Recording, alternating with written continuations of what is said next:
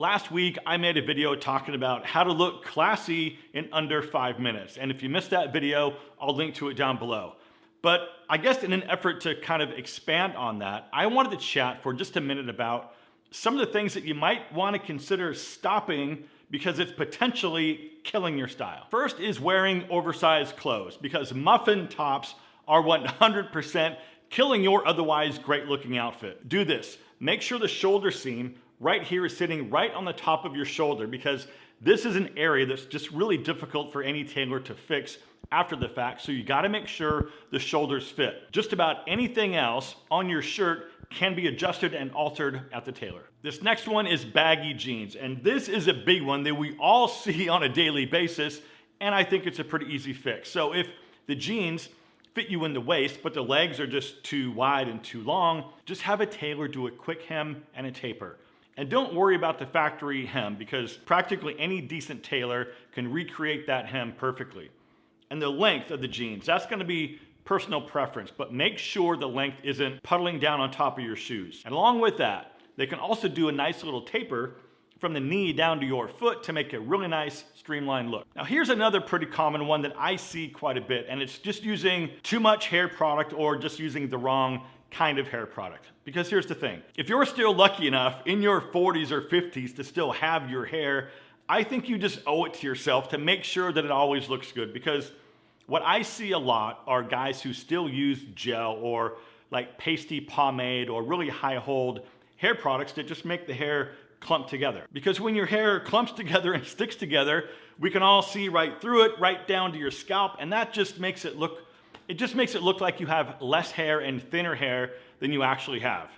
What I recommend is this: start using a hair dryer with your product. So basically what I'll do is I'll add a little bit of clay to my hair when it's still damp out of the shower. Then I'll use my leave-in on high heat and dry it in the direction that I want it to go. The heat with the product helps lock in the style, and because your hair is getting dry and it doesn't look as wet, it looks fuller. Now, when it's dry, I'll add just a little bit more product to lock in the flyaways. And the dryer that I've been using is this Leave-In Swift. And I've been using this thing like almost every single day for about a year, way before they even sponsored one of my videos. I love this thing. Even though you might think it looks sort of like a Dyson copy, but the motor technology in this Leave-In is more potent than Dyson, and this has features that Dyson doesn't.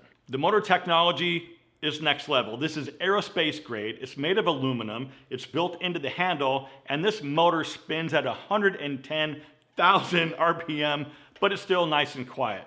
Also, it's lightweight and it's better balanced because the motor's built into the handle, so it's easier to hang on to and your hand won't get tired. It's got LED lights on the back that indicate temperature, and it has high density negative ions that actually smooth your hair, add some shine, and reduce a lot of frizz. And you better believe it comes with all the cool magnetic attachments that you need, but I like using this one right here.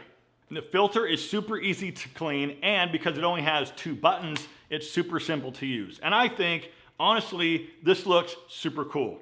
Now, another thing, when you compare this to the Dyson, this is about 1/3 the price with discounts. And speaking of discounts, because you know they're coming, if you want to pick one of these up for yourself or for somebody else this season, there's going to be 2 different links down below in the description. And if you go through either one of those 2 links, you'll receive a whopping $60 off. And that discount automatically gets applied when you check out. But you've got to go through either one of those 2 links down below to take advantage of this deal. The links are down below, guys. Go check it out. Okay, the next thing that you might want to consider stopping is buttoning the bottom button of your sports jackets, suit jackets, sweaters, and even vests. This is basically universal for all of those, especially suit jackets and sport jackets. Another thing, make sure you cut the tack stitch on the back of your jackets. That little X stitch that's on the back vent needs to be cut so that the jacket can drape and open properly. All right, now this next one always seems to get a rise out of people in the comments, but it's to stop or at least limit wearing graphic t-shirts everywhere all the time. Maybe consider wearing a solid color t-shirt instead of wearing slogans, brand logos, or Bud Light shirts everywhere, because there's a time and a place for those, but if you're doing something nice, maybe consider leaving the slogan shirt at home. Now this brings us to replacing your worn out items. I would say stop hanging on to things that needed to be trashed a long time ago. But I also understand that we all just can't afford to just run out and buy a bunch of new stuff all the time. But once something gets worn out to the point that we can all tell that it's worn out from a distance, it's killing your style. Now this next one gets to be a little interesting because it's kind of subtle, but it's wearing poor quality or cheap looking shirts with dress pants.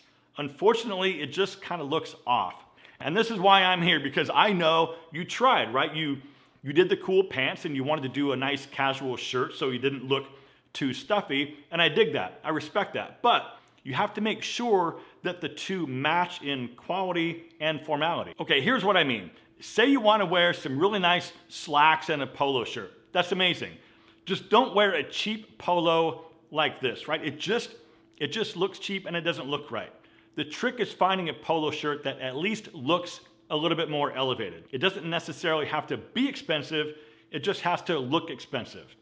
Here's a polo I got on Amazon for $29. It looks way more expensive than it is, and it looks way better than the cheap polo. Another thing that I might as well mention is stop wearing bright, bold, colorful, and youthful patterns. And I like patterns just as much as the next guy, and sometimes I push the envelope a little bit, but I might recommend scaling it back. Maybe consider more subdued patterns and colors. Here's something to look for. Patterns with similar muted color and color tones. Because you can have a bold pattern with muted colors and it'll look okay. But bright, contrasting colors can be a bit overpowering, which can ruin your style. Coming in next is your gig line. Now, when your shirt is tucked in, make sure that your shirt placket and your belt buckle line up with your fly, because when this is off kilter, it looks really bad and it's killing your otherwise great looking outfit. And one more thing before you guys take off, please consider subscribing if you're not already. And as always, my friends, I appreciate you. Thank you so much for watching. Live well, and I'll see you in the next one.